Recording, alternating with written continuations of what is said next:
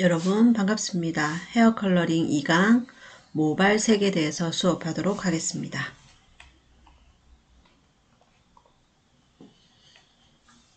자, 우리가 헤어 컬러를 공부하면서 빠지지 않는 두 가지가 있죠. 색채학과 모발 생리학입니다. 모발에 대해서 먼저 이해를 하고 그리고 색채에 대한 이해도 같이 필수적으로 두 가지는 뗄래야 뗄 수 없는 관계에 있다라고 보시면 되겠습니다. 자, 먼저 모발의 발색입니다. 여러분들이 모발 과학이라든지 그리고 이런 것들 수업하셨으면 여러분 귀에 딱지가 않도록 많이 들으셨을 거예요. 그죠? 한 번 더 체크하고 지나간다고 생각을 하시고 보시면 되겠습니다. 모발의 발색입니다. 모발의 발생은 모태에서 시작이 되며 태아의 피부 표면에 생긴 모모세포가 피부 내에 깊숙이 침투해서 모낭이 형성이 되고 모낭의 최하부에서는 모세혈관과 자율신경이 닿아 있는 모유두가 형성이 됩니다. 자, 이곳에서 모세혈관으로부터 아미노산을 공급을 받아서 자율신경의 작업 명령을 받은 단백질 합성 요소의 역할로 케라틴 단백질을 만들게 됩니다.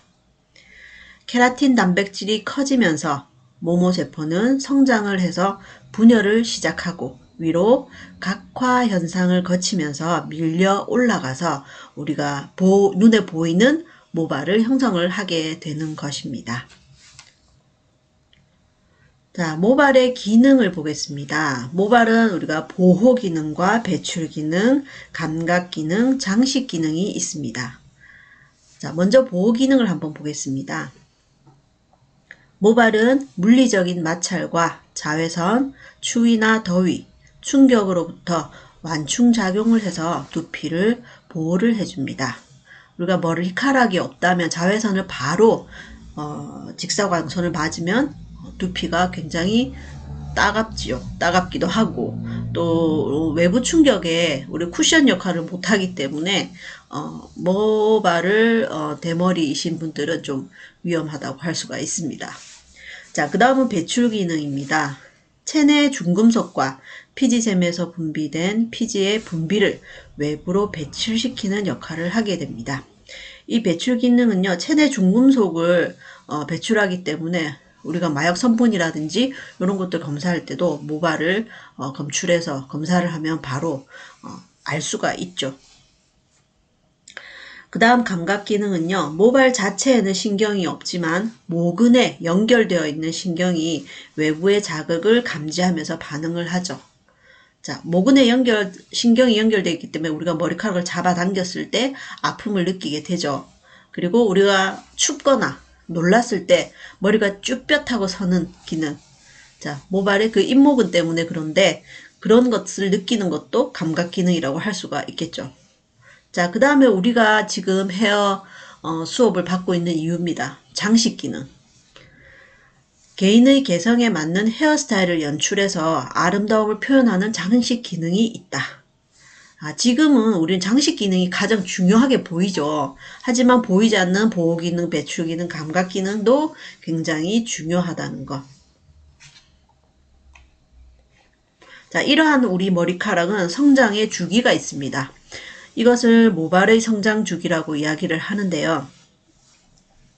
자, 4가지 성장 주기를 반복하면서 지나가고 있죠. 성장기, 자연 탈모, 퇴행기, 휴지기 이렇게 4가지 반복을 하고 있습니다. 먼저 성장기를 보면요. 모유들을 둘러싸고 있는 외피세포가 모기질 내포나 모근을 만드는 시기를 이야기를 하고 이러한 세포들은 끊임없이 분열이 되면서 이전의 세포들의 형태가 결정될 분화구역으로 밀어 올리게 됩니다. 밀어 올리게 되고요. 모낭에서 위쪽으로 3분의 1쯤 밀어 올려지면서 딱딱해지면서 각화가 됩니다. 그래서 이 모발은 평균 3년 정도 활발하게 성장을 하다가 평균적인 성장 속도는 한 달에 약 1cm에서 2cm인데요. 대체적으로 한 1cm에서 1.3, 4 요 정도 된다고 보면 됩니다. 그리고 우리가 뿌리 염색하러 오신 분들 보면 되게 주기가 2달에 한 번, 1달 반에 한 번, 2달에 한 번 자라난 걸 보고 대충 얼마 되셨네요 하면 어떻게 알아요? 하고 얘기를 하는데 우리는 너무 당연한 거라 한 달에 1cm 정도 자랍니다 라고 이야기하면 와 그런 것도 알아요? 라고 얘기를 해요. 근데 요즘은 일반인들이 더 잘 아는 경우도 있어요. 그죠? 예전에 정말 깜짝 놀랐는데 요즘은 다 알고 오시는 분들이 더 많은 것 같아요. 자, 그래서 우리 전체 모낭의 85%가 성장기에 있기 때문에 우리가 눈으로 봤을 때 빠지는 모발이 잘 보이지 않고 이렇게 우리가 남아있는 모발들로 충분히 이제 우리가 그 스타일링을 하고 또 다시 예쁘게 꾸미고 자르고 이렇게 하게 되죠. 다음 퇴행기를 보겠습니다. 활발하게 이렇게 성장이 끝나고 모낭에 큰 변화가 일어나는데요. 모발은 성장을 멈추고 모발을 만드는 모낭의 기저로부터 이탈을 하게 됩니다. 모구가 찌그러져서 모낭이 줄어들며 외모 근처 일부분이 모유들을 형성하는 세포들과 연결이 되어 있습니다. 이러한 변화는 대략 3주 정도 지속이 되고요. 내모 근처가 파괴되면서 모낭은 모양만 남게 되죠. 이때가 퇴행기인데 평균적으로 우리 전체 모발의 1%가 퇴행기에 있습니다. 그 다음은 휴직인데요. 모유두와 연결된 채 남아있던 모 근처를 모아라고 합니다. 이 모아로부터 또 새로운 모발이 자라게 되는데 줄어든 모낭은 대략 3개월 정도의 휴지기를 취합니다. 빗질을 하면 모발이 빠지고 성장기로의 준비를 하게 되죠. 모낭의 14% 정도가 휴지기에 해당하고요. 이 휴지기가 끝나면 다시 성장기로 전환을 하게 됩니다. 네, 고객님들이 항상 이제 찬바람이 불기 시작하는 가을에 오시면 모발이 너무 많이 빠져요라고 호소를 하셔요. 제가 탈모기가 있나요? 라고 되게 많이 물어보시거든요. 그럴 때 이제 휴지기에 접어들었습니다. 라고 얘기를 해드리죠. 자, 그렇다면 이 모근부의 구조를 한번 보도록 하겠습니다. 모근부라고 하면은 우리가 눈에 보이지 않는 두피 안쪽에 있는 모근을 이야기를 하죠. 얘를 모근이라고 이야기를 하고요. 모근에서 모낭, 낭은 우리가 주머니 낭자예요. 그래서 이 모낭을 보면은 모근부를 둘러싸고 있는 내외측의 피막으로 된 주머니로서 피지선과 기모근이 부착되어 있습니다. 이렇게 모낭은 몸 전체에 분포되어 있으며 손바닥과 발바닥에는 우리가 털이 나지 않죠. 털이 나지 않습니다. 일반적으로 하나의 모양에 하나의 모발이 달려있지만 3개의 모발이 달린 경우도 있다. 대체적으로 우리 머리카락은 하나의 모낭에 2개, 3개씩 올라옵니다. 또 되게 두꺼우신 분들은 3개, 4개 들어가 있는 경우도 있고 숱이 많으신 분들은 2개만 있는 부분이 있고 3개지만 모발이 가늘어서 3개 있어도 탈모처럼 보이는 경우가 있습니다. 되게 불공평하죠. 주로 유전인 경우가 좀 많고요. 일반적으로 하나의 모양에 하나의 모발이 달려 있으나 3개의 모발이 달린 경우도 있다. 이것은 모발의 밀도에 영향을 미친다. 당연하죠. 자, 모구를 보겠습니다. 모구는 모낭 하부의 자, 여기 모낭 하부의 상피세포가 부풀어서 모구를 형성을 하고 모발과 내모 근처가 여기서 성장을 하게 되면서 모낭이 활성화된 경우에는 모구가 커지게 되죠. 모구의 아랫부분은 이렇게 오목하게 되어 있으며 이렇게 오목하게 된 부분에는 진피 세포층에서 나온 모유두가 있습니다. 이렇게 모유두가. 그 다음에 모모세포를 보겠습니다. 모모세포는 모유두를 덮고 있는 세포층으로 끊임없는 세포 분열을 통해서 모발 성장에 매우 중요한 역할을 하고 여기서 모표피, 모피질, 모수질이 분류되어서 성장을 하게 됩니다. 이렇게 모표피, 모피질, 모수질 이렇게 성장을 하게 됩니다. 자, 모유두를 보겠습니다. 모유두는 상피세포를 활성화할 뿐 그 자체가 모발의 원천인 것은 아닙니다. 화학적 신호를 전달해서 모발을 증식시키기 때문에 모유두는 모발의 성장에는 필수적입니다. 신호가 전달되면 모기질세포는 증식을 하고 모발과 네모 근처를 생성하게 됩니다. 표피의 기저층과 상동기관인 모기질세포가 이런 것들을 생성하게 되죠. 또한 모기질 세포에는 모발의 색상을 띠게 하는 멜라닌이 들어있는 멜라노사이트가 존재를 합니다. 기모근입니다. 아까 우리가 깜짝 놀랐을 때 얘가 바짝 서기 때문에 우리 모발이 굉장히 추울 때나 소름 끼쳤을 때 모발이 쭈뼛 서는 이런 느낌을 받을 때 얘가 바짝 서서 그렇다고 얘기를 했죠. 모낭에 붙어 있으면서 의지와 관계없이 반응하는 일종의 근육이라고 볼 수가 있습니다. 이는 표피 근처까지 연결된 근육으로 자신의 의지에 따라 움직일 수는 없지만 추위나 공포를 느끼면 자율적으로 수축해서 털을 바짝 세우는 작용을 하게 됩니다. 그런데 속눈썹이나 눈썹, 코, 뺨, 입술 이런 데는 기모근이 없습니다. 자, 다음은 피지선입니다. 죽은 세포가 용해되는 과정을 통해서 피지가 분비되기 시작하죠. 세포가 붕괴하면서 지질도 분해돼서 무작위의 탄화수소, 고리로 절단됨으로써 고약한 냄새를 갖게 되는데 이게 피지입니다. 피지선의 표면은 거품 모양이고 피지선 주변의 세포들도 핵이 있으면서 살아 있습니다. 그러나 피지선의 중심 부위에는 핵이 위축되고 조각나 있습니다. 내외모 근처입니다. 모근을 감싸고 있는 모낭과 모표피층 사이에 존재하는 세포층으로 내모 근처는 다시 바깥쪽으로 헬레층, 헉슬리층, 초소피층으로 구분이 됩니다.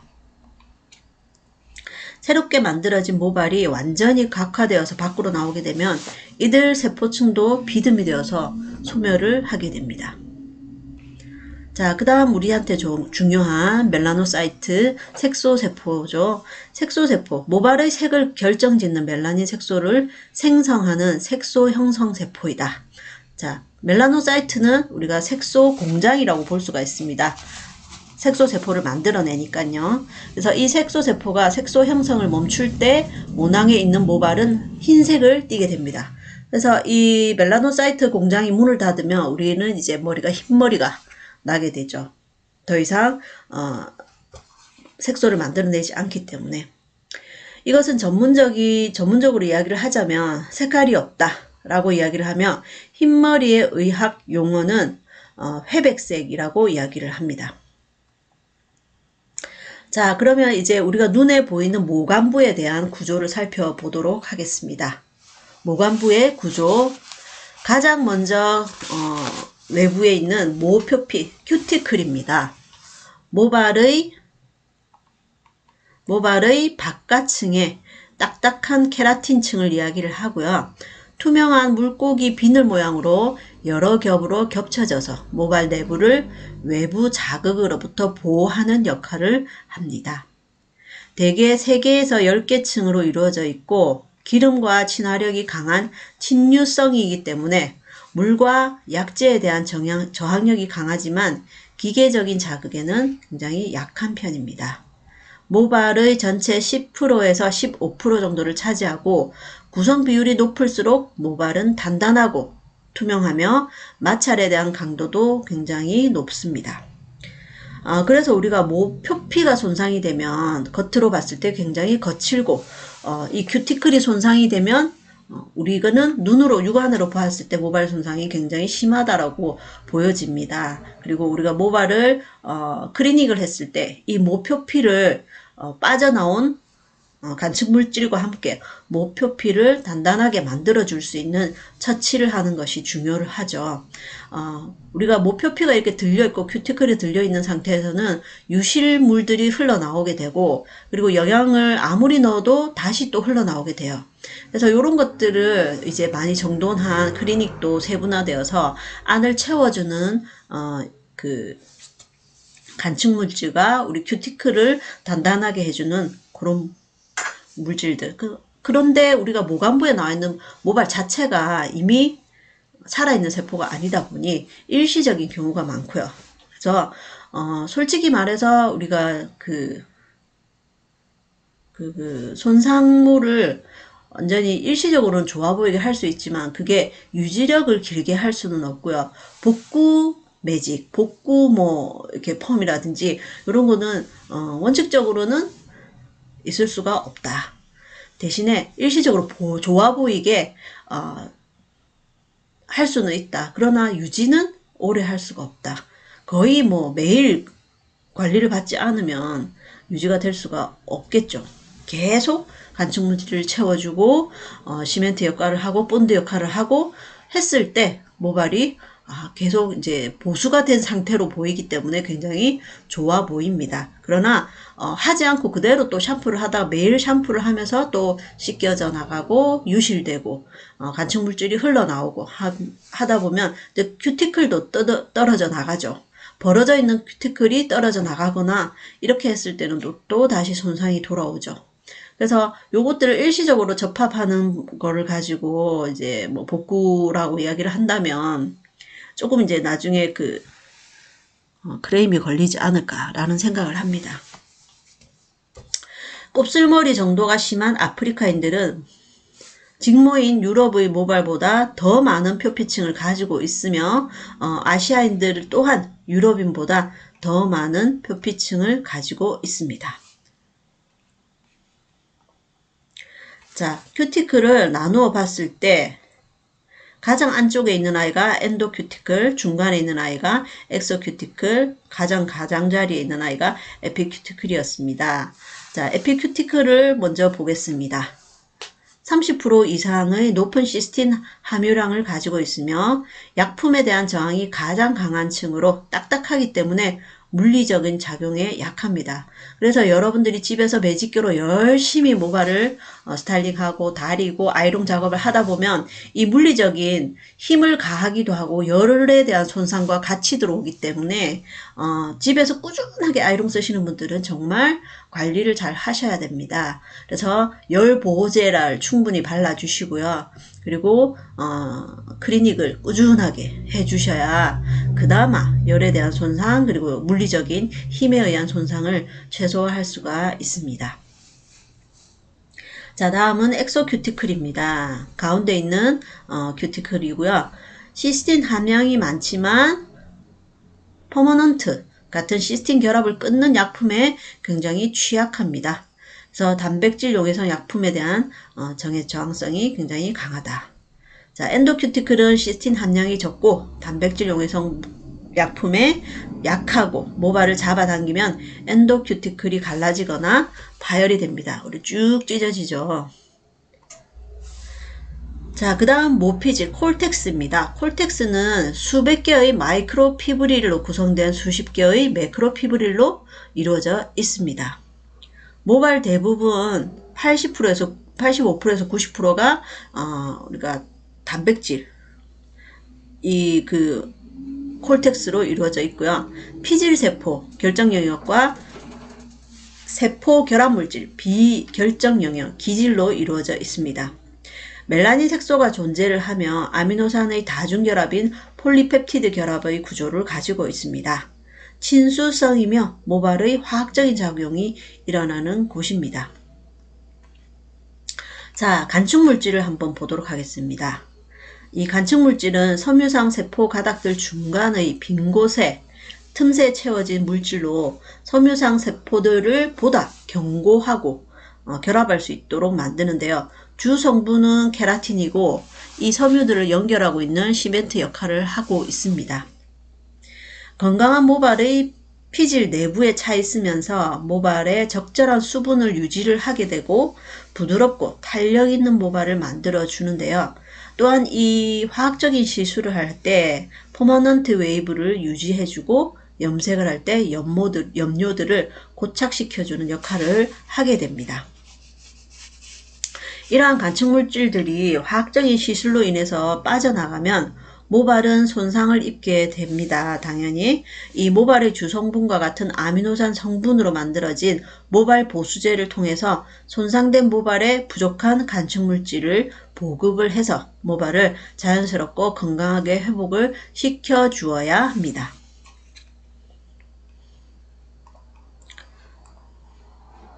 자, 이렇게 간축물질에 대한 내용을 봤습니다. 자, 그 다음 피질세포입니다. 피질세포는 소량의 멜라닌 색소를 함유하고 있고 중앙에 핵의 잔사가 존재하며 매크로피브릴과 간축물질로 이루어져 있습니다. 이 피질세포. 자, 매크로피브릴은요, 세포가 장축 방향으로 연결되어 있고 그 사이사이에 이제 간축물질에 의해서 붙어 있는데요. 이거는 다시 또 마이크로피브릴과 간축물질로 구성이 되어 있습니다. 마이크로피브릴은 프로토피브릴 11개 본으로 구성되어 있으며 배열은 여러가지 배열 양식이 있지만 피질 내 부위에 따라서 일률적이지는 않습니다. 자, 프로토피브릴은 실과 같은 것이 새끼줄이 꼬이듯이 결합해서 있는 구조를 이야기를 합니다. 자, 모관부에서 이제 가장 안에 우리 김밥으로 보면 닭간 같은 존재죠. 모수질을 보도록 하겠습니다.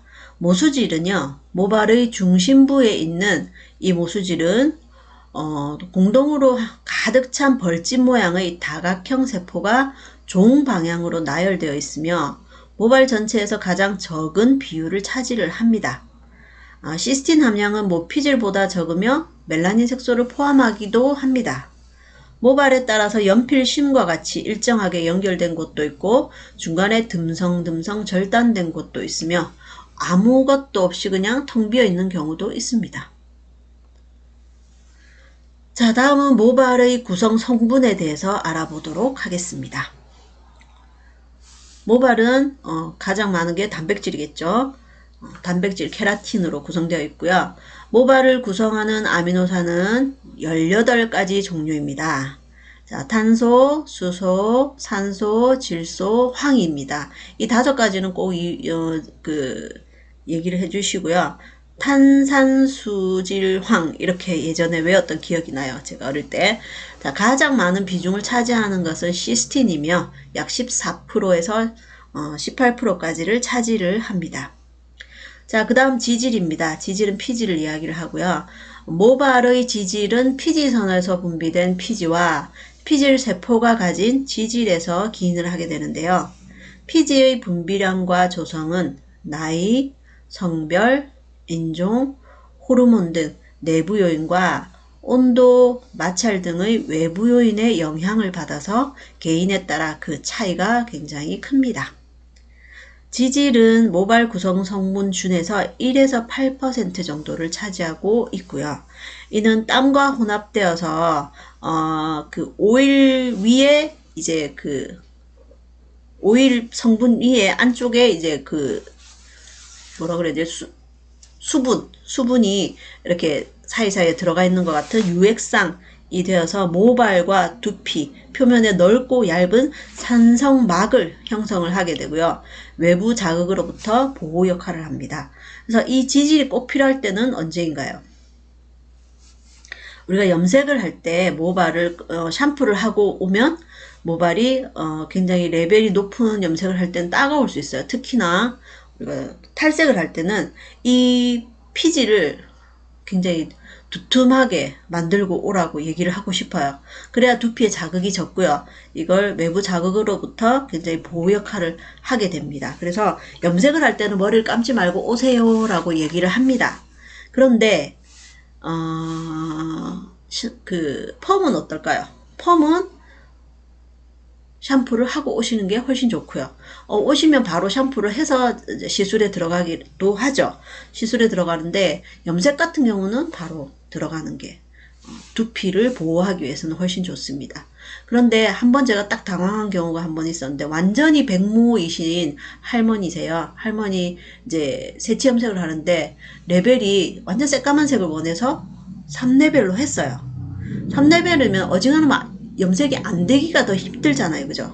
염색이 안 될 수가 없는데 염색을 해서 40분을 방치했는데도 불구하고 샴푸를 하고 보니 염색이 희끗희끗하게 한 50% 정도밖에 안 먹은 거예요. 깜짝 놀랐어. 이거 도대체 어떻게 된 일인가 봤더니 이 피지가 너무 많이 쌓여도 염색이 되지가 않더라고요. 그리고 백모의 비율이 굉장히 높다 보니까 침투력도 떨어지는 데다가 나이가 많으신 분이 하루 종일 누워있고 자주 샴푸를 못 하시고 하다 보니까 이게 피지가 너무 과하게 쌓여 있었던 것이에요. 그게 원인이었던 겁니다. 그래서 저 굉장히 당황했던 기억이 갑자기 나네요. 자, 그 다음 미량 원소입니다.